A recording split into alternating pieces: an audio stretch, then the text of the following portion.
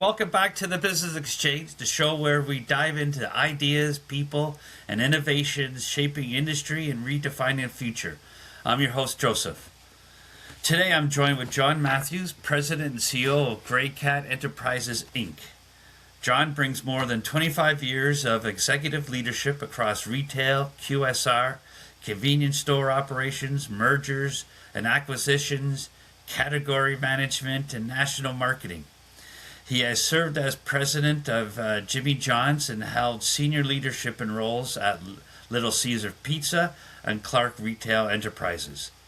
Through Grey Cat Enterprises, John now advises multi-unit operators, retail brands, and leadership teams navigating growth, transition, and transformation.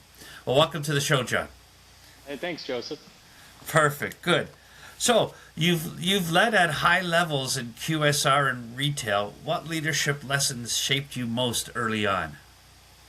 Probably the biggest one is don't be a micromanager. So it was tough to kind of turn off the doer mentality when I moved from a marketing manager. I go back to my Little Caesars day, from a marketing manager to a regional marketing director to a national marketing director. It happened fairly quickly, and I was always the guy that was doing everything, and then all of a sudden I had to oversee 3 or 4 marketing managers, and I was trying to do their jobs, and I was kind of called to the mat on that by the guy that I reported to. And it was a great leadership learning lesson for me. If I wanted to be able to help others, I had to kind of let them do their jobs and get out of their way. Yeah, exactly. Yeah, no, that makes sense. So when you stepped into the president role at Jimmy John's, what were the biggest operational realities you faced?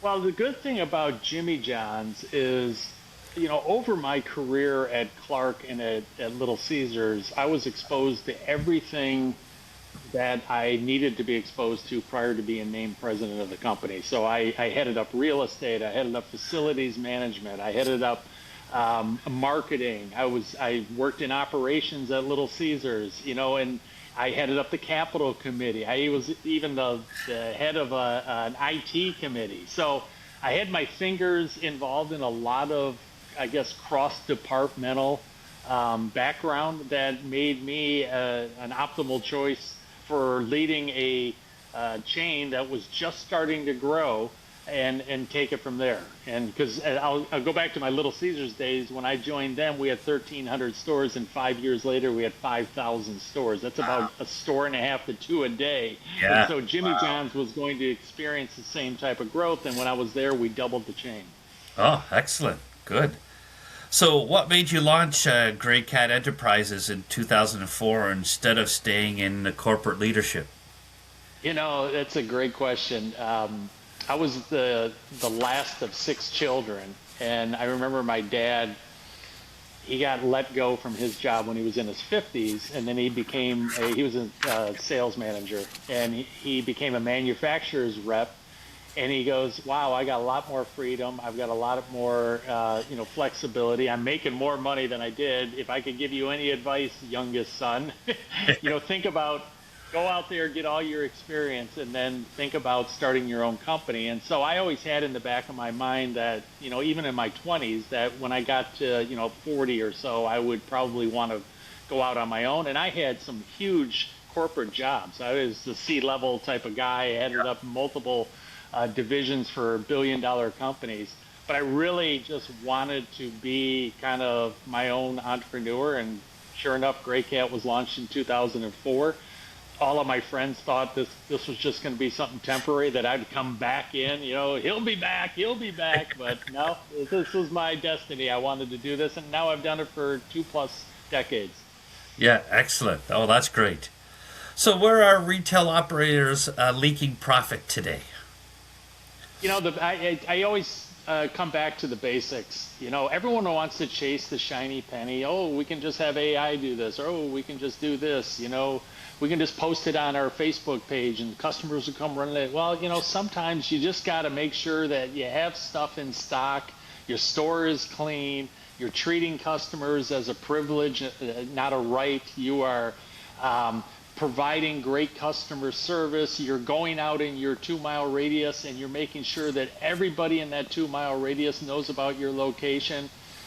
So you're doing, guerrilla marketing, and yeah, you can supplement it with your social media and things like that. But if you're just sitting back in your office pressing buttons and doing a post here or there, and you think that's how you're going to get customers to know that you have food at your location or that you have a certain product that they want, you're kidding. You're just blending into the retail noise that is out there. You got to do something that's going to stand out.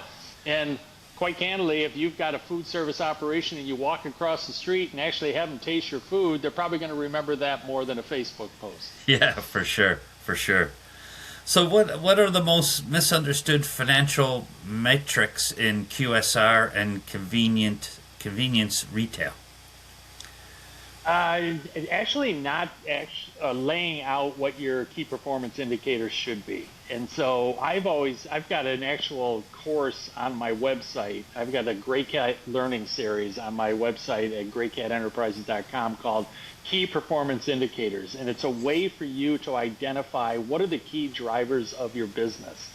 Because anyone can say, well, I'm just going to look at labor. That's one of my key drivers. Yeah, but within labor, is it because you're paying too much on an hourly rate? Are you paying too much in overtime? Is it your managers are being underpaid and they should be paid more and you're paying your hourlies too much?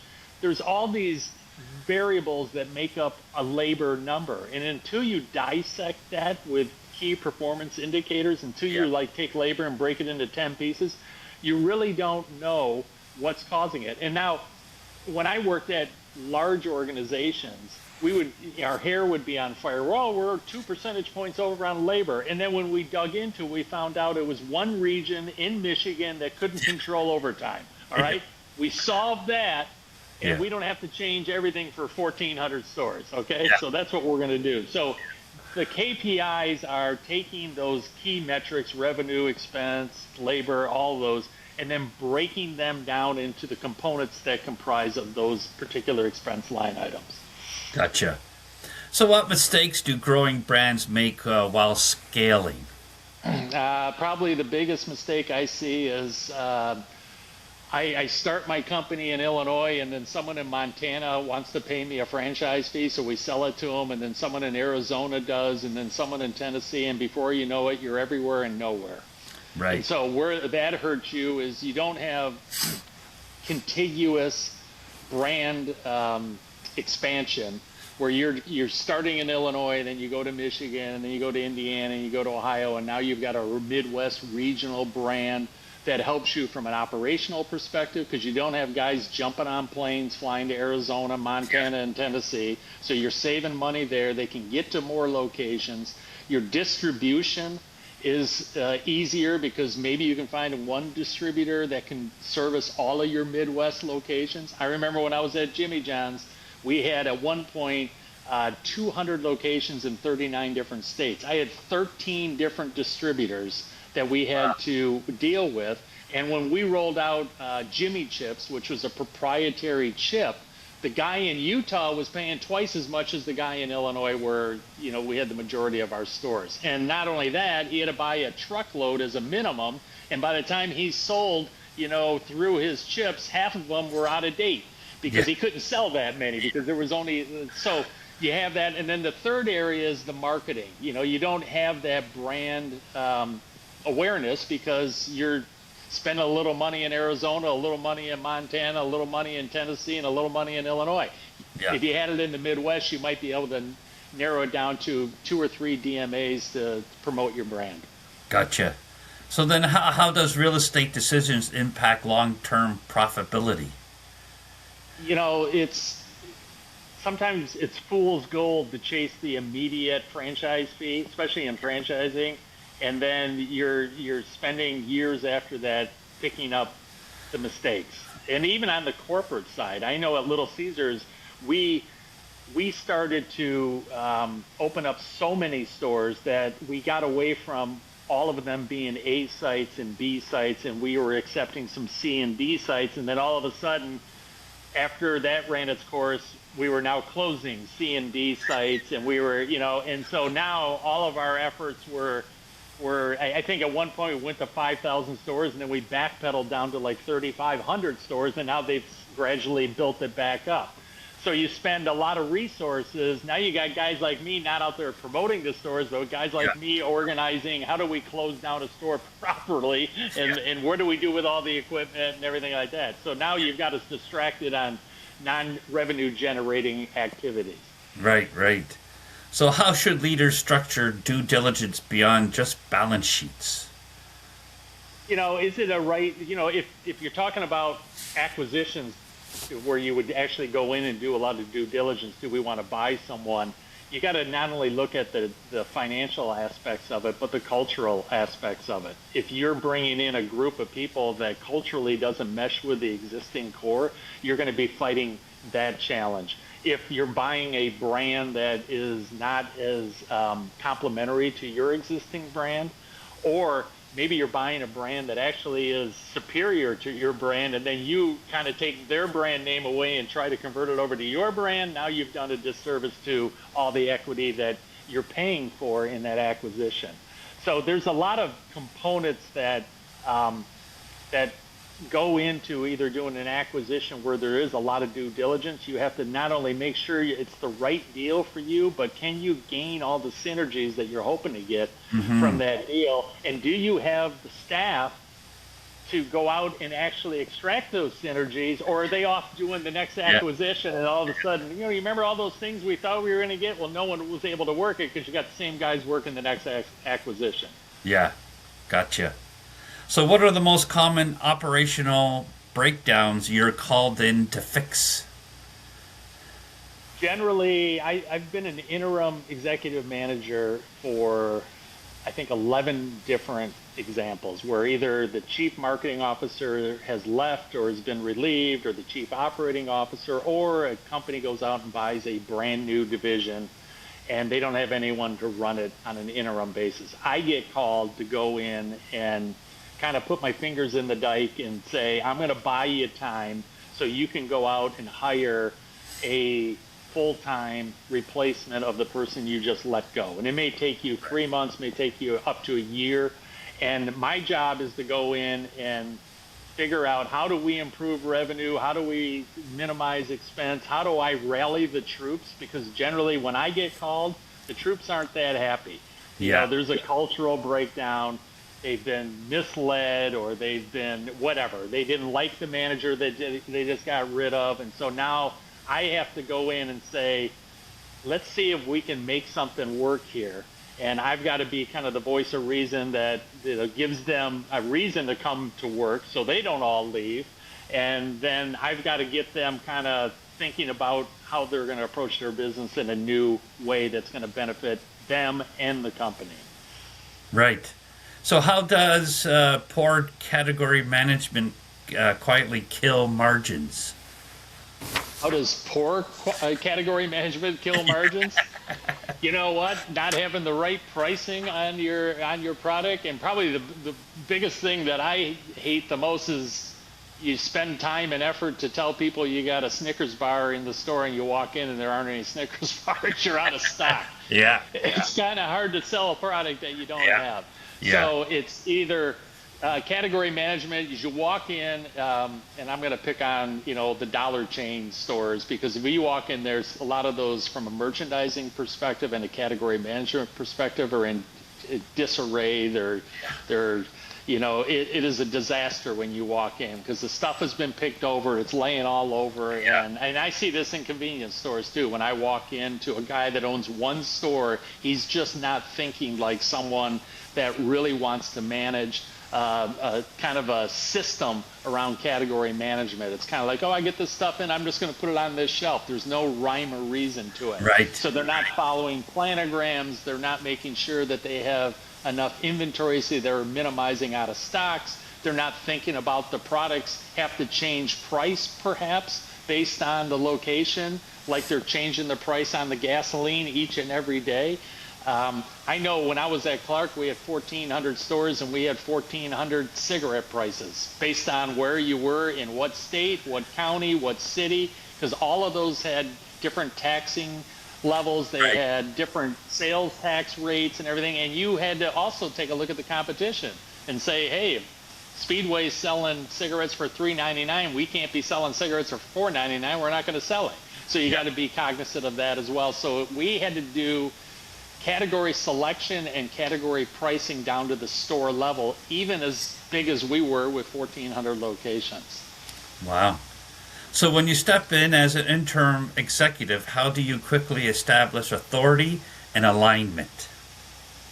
I follow the same process. I go in as a guy that I don't know what happened before I got here. So my job is to sit down with each of the teams and a lot of the individuals and have them tell me the good, the bad, and the ugly, and how I can learn from what are the hot buttons with the teams, where are the duplicative challenges that maybe I can take care of with one process change, where are the things that are in conflict. Sales team says, oh, the problem is here, and the operations team is saying, no, the problem is here, and those are in conflict with one another. So I got to resolve that conflict. But ultimately, Joseph, where I need to be a good leader is they need to know that there's a guy in the room now that's going to listen to their concerns. I may not agree with all of their things that they're going to voice, but I'm going to at least listen and address each of their concerns and say, these 8 over here, we're going to pursue. Thank you for that. These 4 over here, I'm sorry, we can't pursue those. That's just not something that is feasible at this moment, or they're going to be shelved and pushed into the next year. So part of me winning over the team is being a heck of a listener, and then on the flip side, being a communicator, because it's one thing to take all this in and then not communicate out what the plan is. Yeah. It's another thing to say, I heard you, this is how we're going to approach it. And then all of a sudden they go, this is great. We got a guy who's actually listening and then implementing our ideas. Gotcha. So how are changing consumer expectations reshaping retail strategy? You know what? If you think about, I'll take you to the convenience store world. There would be people that would walk into the convenience store world and they would go in and buy their soft drink or their coffee or their cigarettes or whatever. And then along comes Subway, and Subway says, hey, we got fresh, healthy items here. And now people are going, well, wait a minute. Why can't I get fresh, healthy items in the convenience store world? Or they go, you know, Chipotle has an app. I can order my food off their app. How come the convenience store doesn't have that? So instead of the convenience store being its own mutually exclusive industry, consumers just aren't convenience store consumers. They go to, you know, the grocery store, they go to Sam's Club, they go to Chipotle, they go to the convenience store. So they're getting exposed to all these other advances and how they order and product lines and pricing and everything. And they're coming to the convenience store going, why aren't you guys kind of, you know, bringing us into the new world? Like when I go to Sam's Club, I use the Sam's To Go app where I scan all my items in the counter, and then I literally just walk out the door and they've already rung me up. When I go into a convenience store and it's a big lottery week and there's 15 people in line, I'm kind of going, you know, I wish I was at Sam's Club. I could just bypass all these people. Yeah. So that's my impression as a customer. I'm not thinking, well, this is okay in a convenience store that I have to wait behind 15 people. Yeah, yeah. So are legacy retail brands adapting fast enough? I think with the advent of technology, yes, they are. You know, are they all going to be cutting edge? No. You know, the Sam's Clubs of the world where they've got AI reading every item in my cart as I go out the door. I don't think everyone's ever going to get to that point. But I think with the technological advances, you know, with apps, with the pre-ordering, with the scanning in the store, with the just walkout technology, retail stores are adapting a lot quicker than they were 20, 30 years ago because you didn't have the tools in place like that are available today. Right. So where do you see AI having the biggest impact in retail operations? You know, I still think that the retailers have to understand what the tool can do, and they have to be able to put their processes and procedures in Right. place first before they can optimize the tool. I liken, you know, I know you and I are both kind of B2B to a certain extent. LinkedIn to me is a tool, but I optimize LinkedIn because I spend a lot of time putting original content on LinkedIn and reaching out to people that I should be connected to and joining relevant groups and having a visibility on LinkedIn because I post 3 or 4 times a week. I'm optimizing that tool.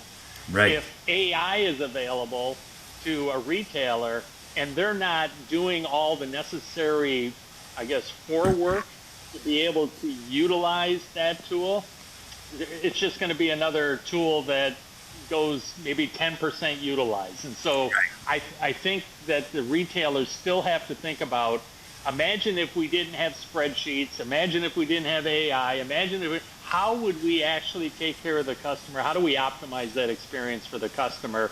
And then once we figure all that out, are there tools that can help us optimize it even further? Right. Right. So do you think, I'm going to have a list here, do you think AI could improve demand forecasting, labor scheduling, inventory optimization, and real estate analytics? Sorry. Yeah. Yeah. Analytics, yeah. Analytics. Absolutely. Absolutely. But it's the old garbage in, garbage out. If you don't have the information, like if you don't have SKU level data, and now you're going to say, my sales were $100. AI, what is the breakdown of my category management for how do I optimize my category management? AI is going to go, well, you have $100. I don't know. You're not giving me any more information than that. Yeah. It's the old garbage in, garbage out. And if you don't instruct the AI with the level of detail, it's going to be very difficult for that tool to be able to help you. Now, on the flip side of that, if you scanned every item coming into the store from an inventory standpoint, and then every item that goes out of the store from a sales standpoint gets scanned, you could then take those 2 reports, give it to AI saying, tell me how my turns are, or tell me what my gross margin return on investment is on my inventory. Tell me this, that, and the other thing. Now AI can really help you and almost be that automated analyst for you. Right. But you're giving AI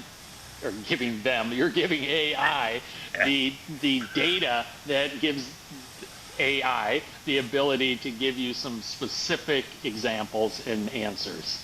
Gotcha. Just a side note, recently I use ChatGPT quite a bit, but after asking it a bunch of questions, it asked me, oh, do you like my new personality? And I was like, what the heck are you talking about? Get out of here. Yeah. Anyway, okay, cool. So can AI-driven customer data improve localized marketing for multi-unit operators?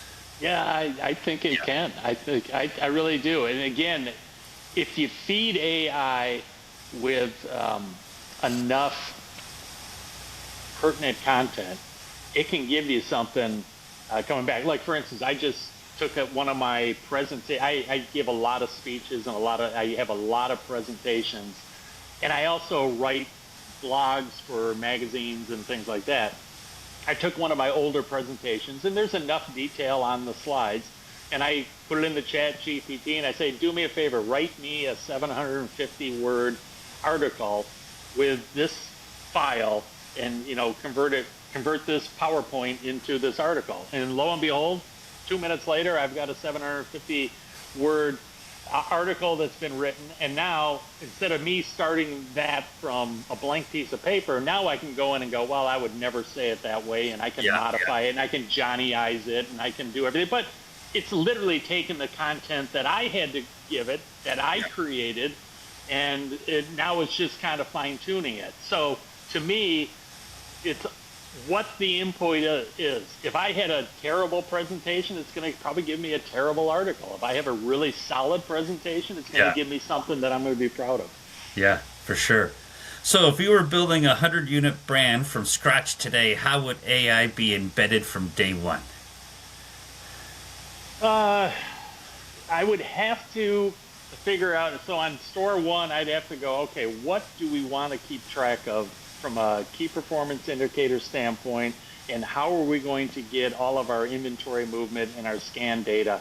Once I have all that, then I could then probably overlay customer demographics of that particular location, a competitive look at, where are all my competition within 3 miles, layer that in, and then I would know, based on the amount of information that we're getting, my inventory, my customer SKU purchase data, combine that with competitive and demographic information, I could go, in this particular store, we are optimizing this store set, or we're not, or we're going to make some changes.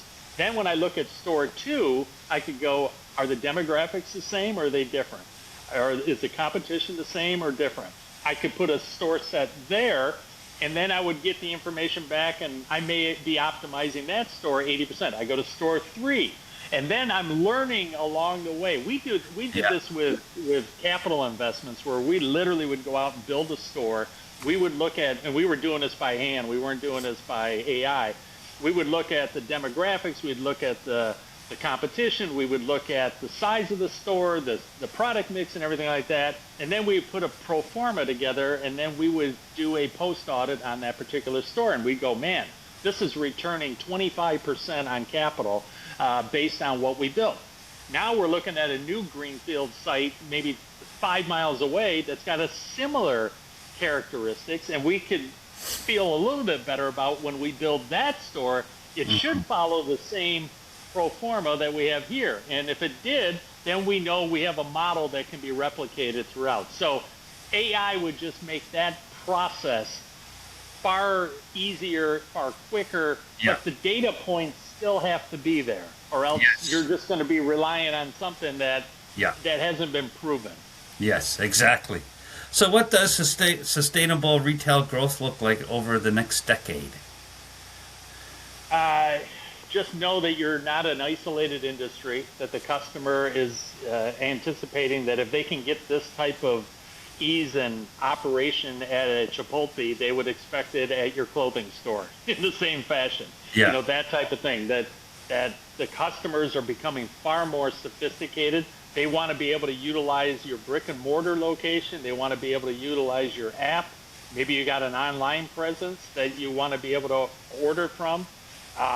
You're going up against the Amazons of the world too. Why would I go to Home Depot and look around for a box of nails that they're probably going to be out of stock in, or to, when I can just order from home or from Amazon, and it's probably in my doorstep because I ordered more than $25 worth. I could get it the same day. And now I don't even have to drive to Home Depot. So you've got that type of thing that's happening as well, where you've got, no one would have thought about buying hardware stuff from Amazon 15, 20 years ago. And now it's kind of like, wow, do I really have to go to Home Depot, or can I just buy this on Amazon? Oh, yeah. And have it delivered to me. Exactly.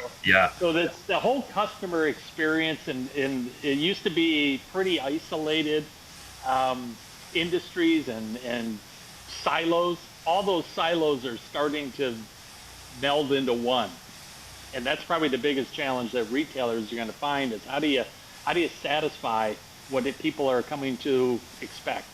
Yes. So are brick and mortar stores evolving or disappearing? No, I think they'll always be around. I do think that people still appreciate going to brick and mortar. Honestly, I know a lot of my neighbors get like their groceries delivered. I still like to go and pick out my own fruit, things like that. I used to hate going to Costco or Sam's Club because you go there on a Saturday and you're 15th in line checking out, and everyone's got to take all their crap out of the cart and put it on the conveyor and then put it back in, and it's a 30. But I'll tell you, Sam's Club now, I don't care when I go, I scan and go, and I bypass all of that shenanigans and walk right out, and it's amazing. And so they've got me as a customer. So I don't think I do order from Amazon, or Sam's Club online as well. I can't order water because they don't ship that. I can't order, broccoli because they're not going to ship that. But I can order laundry detergent. I can order all the big bulky stuff that I don't want to put in my cart. And then I can utilize the brick and mortar to go get it. And maybe on occasion I'll buy a TV from Sam's Club too and have that delivered. Yeah. So I'm utilizing that retailer both online with the app and brick and mortar. And I'm quite content as a customer in being able to do this. It's like a Sam's Club commercial here. So. Oh, be ready to release the reins. I just wrote a blog last month on this very subject where I said, you know what, when you're a leader or a founder and you finally say, you know what, I'm going to hire some super smart people to run my daily business so I can focus more on the strategic of where the company's going to go.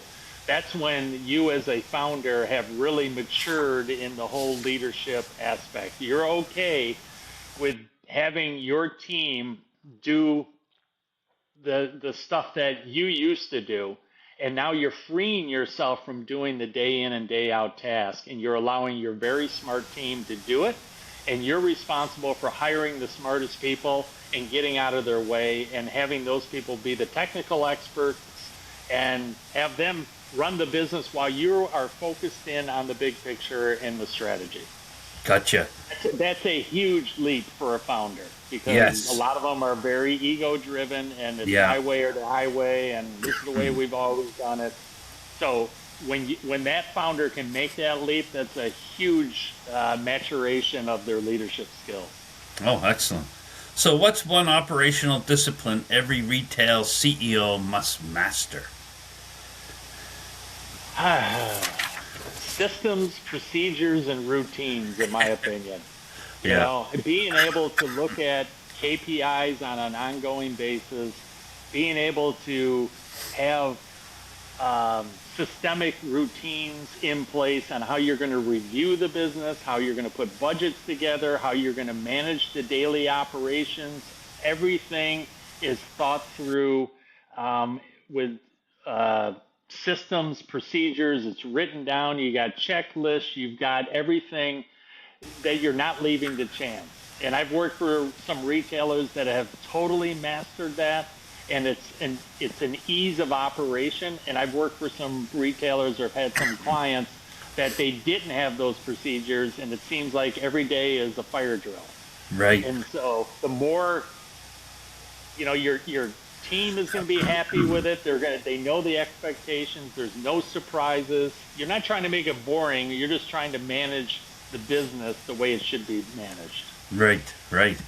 So what's the best career advice you've ever received?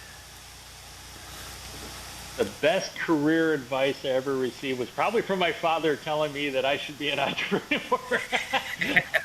Now, the best career advice, it wasn't necessarily what I received, but when I was at Clark, I went in as a marketing person, and I did my job as well as one could do, and then I got called into the CEO's office with the COO there, and I didn't know what they were going to do, and they said, Matthews, we have this vision for you. We want you to lead facilities and lead merchandising and lead marketing. We want you to come up with the idea for a store, have the people on your team that can actually build the store, manage the capital, have your category managers fill the store, have your marketing people promote the store, and you will go from A to Z on the project, and then you'll have the store complete, and you can give it to operations. And initially, I was like, oh, man, I don't know anything about facilities management. I don't know anything about construction or anything like that.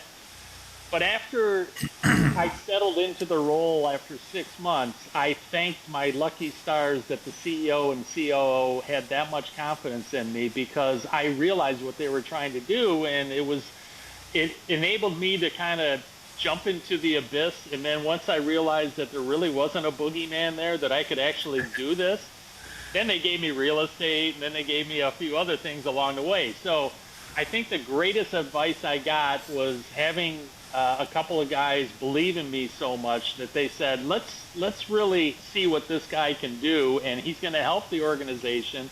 This is going to be streamlined. We trust him to figure it all out, and I just thank those guys, because what I do today, every new client is like jumping into the abyss. I don't know how the new client operates. I don't know what their expectations are, and probably 20 years ago, I would have been very fearful of that. Today, I just view it as just another opportunity to learn something along the way.